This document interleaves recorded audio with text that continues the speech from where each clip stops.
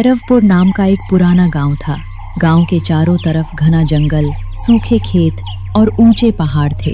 दिन के समय गांव बिल्कुल सामान्य दिखाई देता था, लेकिन पिछले कुछ दिनों से रात होते ही वहां मौत जैसा सन्नाटा छा जाता था। हर रात ठीक 11 बजे गांव की कच्ची सड़क से एक अजीब आवाज सुनाई देती थी। ये आवाज किसी के पैरों की नहीं थी।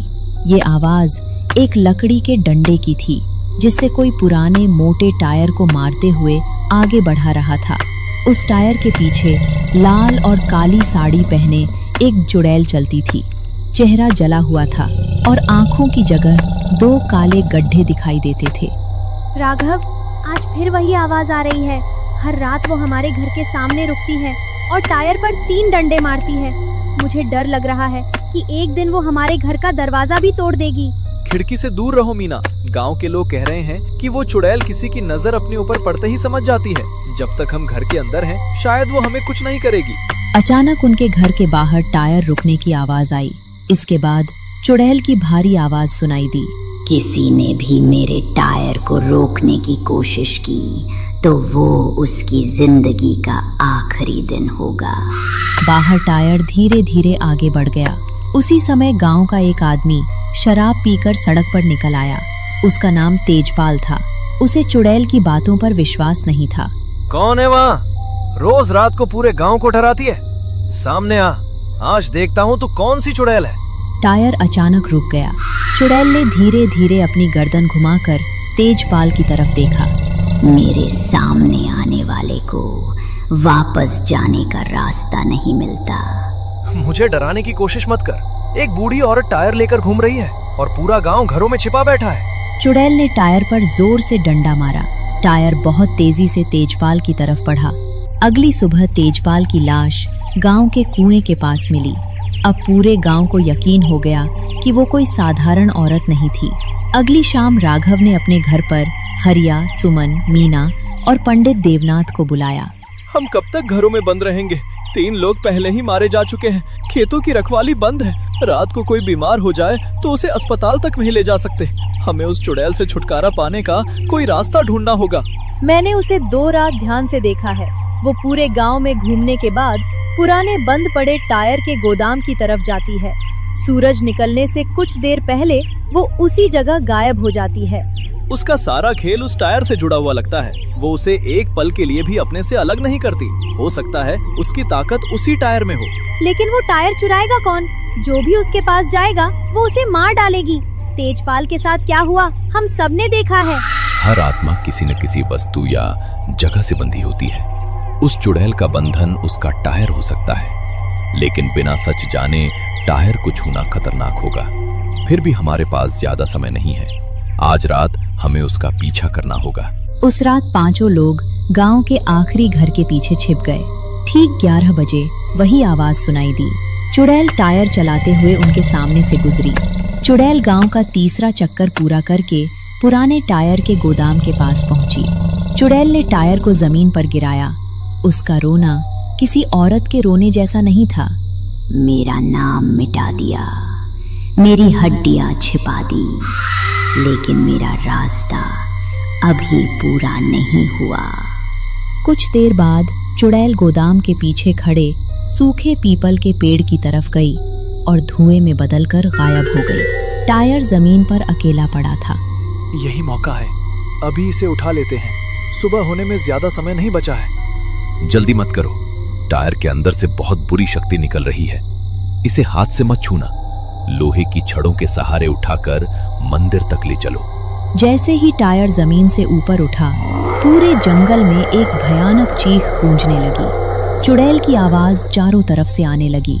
मेरा टायर वापस रख दो। तुमने मेरी राह खोल दी है। अब कोई दरवाजा मुझे रोक नहीं पाएगा। 5 लोग भागते हुए टायर को मंदिर में ले आए और मंदिर का दरवाजा बंद कर दिया। उन्हें लगा कि अब चुड़ैल कमजोर हो जाएगी, लेकिन उन्होंने बहुत बड़ी गलती कर दी थी। उस रात गांव में टायर चलने की आवाज नहीं आई। पूरा गांव शांत था। लोगों ने सोचा कि चुड़ैल का आतंक खत्म हो गया है, मगर आधी रात को राघव के घर की छत पर किसी के चलने की आवाज आने लगी। मीना ने ऊपर देखा। जब मेरा टायर मेरे पास था, मैं केवल रास्तों पर चल सकती थी। तुमने उसे मुझसे अलग करके मेरी कैद तोड़ दी। अब मैं तुम्हारे घर के अंदर भी आ सकती हूँ। राघव, वो खिड़की के बाहर है, जल्दी कुछ करो। राघव ने जलती मशाल खिड़की की तरफ फेंकी। चुड़ैल पीछे हट गई, लेकिन उसकी हंसी पूरे घर में गूंजती रही। उसी समय हरिया के घर का दरवाजा अपने आप खुल गया। सुमन के घर की दीवारों पर गोल काले निशान बनने लगे। मंदिर के अंदर बंधा टायर जोर जोर से उछलने लगा। हमने टायर चुराकर बहुत बड़ी गलती कर दी।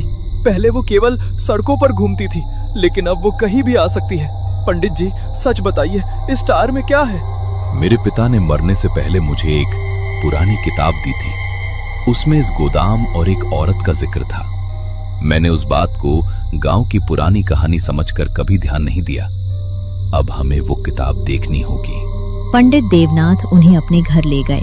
एक पुराने संदूक से उन्होंने धूल से भरी किताब निकाली।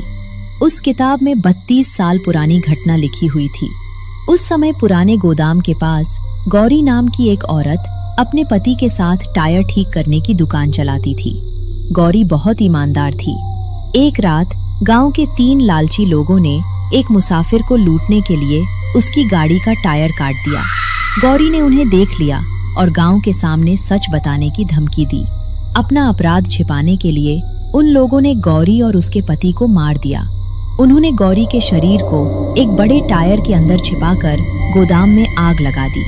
उसके पति की हड्डियों को गोदाम के नीचे दबा दिया गया, लेकिन किसी ने दोनों के अंतिम संस्कार नहीं किए और अपराधियों के नाम भी गांव के सामने नहीं आए और गौरी की आत्मा टायर के साथ गांव की सड़कों पर घूमने लगी। गौरी टायर को गांव में घुमाकर उस जगह तक पहुंचना चाहती थी जहां उसके पति की हड्डियां दबाई गई थी, लेकिन इतने सालों के दर्द और गुस्से ने उसे खतरनाक बना दिया।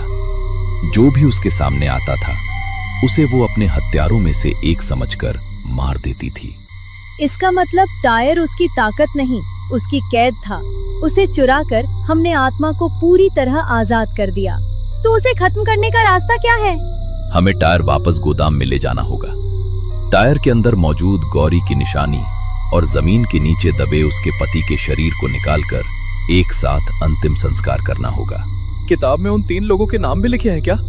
हाँ, उनमें से एक तुम्हारा दादा था, हरिया। ये सुनते ही हरिया का चेहरा सफेद पड़ गया। मेरे दादा ने मरने से पहले कहा था कि हमारे परिवार पर एक पुराना कर्ज है, लेकिन उन्होंने कभी पूरी बात नहीं बताई। अगर उनके अपराध के कारण गौरी की आत्मा भटक रही है, तो आज मैं पूरे गांव के सामने सच स्वीकार करूंगा। सभी लोग टायर लेकर पुराने गोदाम पहुंचे। जैसे ही उन्होंने टायर को गोदाम के बीच रखा, चुड़ैल दीवार पर रेंगती हुई दिखाई दी। तुम मेरा दर्द देखने आए हो या मेरी तरह मरने? गौरी, हम तुम्हें नुकसान पहुंचाने नहीं आए। तुम्हारे साथ जो हुआ उसका सच हमें पता चल गया है। हम तुम्हें और तुम्हारे पति को इस कैद से मुक्त करने आए हैं। गौरी, मेरे दादा तुम्हारे अपराधियों में शामिल थे। मैं उनके पाप को छिपाने नहीं आया। मैं आज पूरे गांव के सामने सच बताऊंगा। कुछ पल के लिए चुड़ैल शांत हो गई। राघव और सुमन ने गोदाम की जमीन खोदनी शुरू की।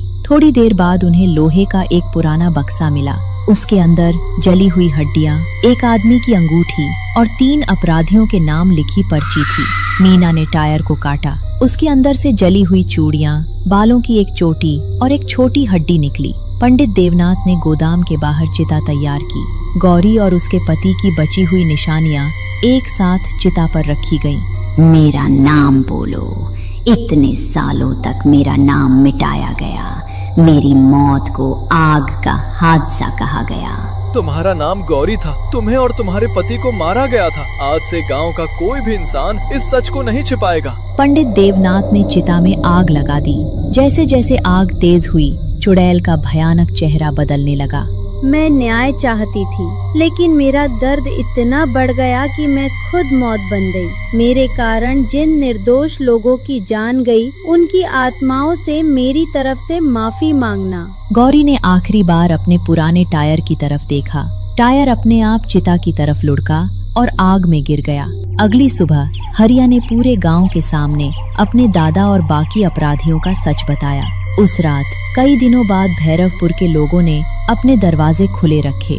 गलियों में दिए जल रहे थे और कहीं से भी डंडे की आवाज नहीं आ रही थी।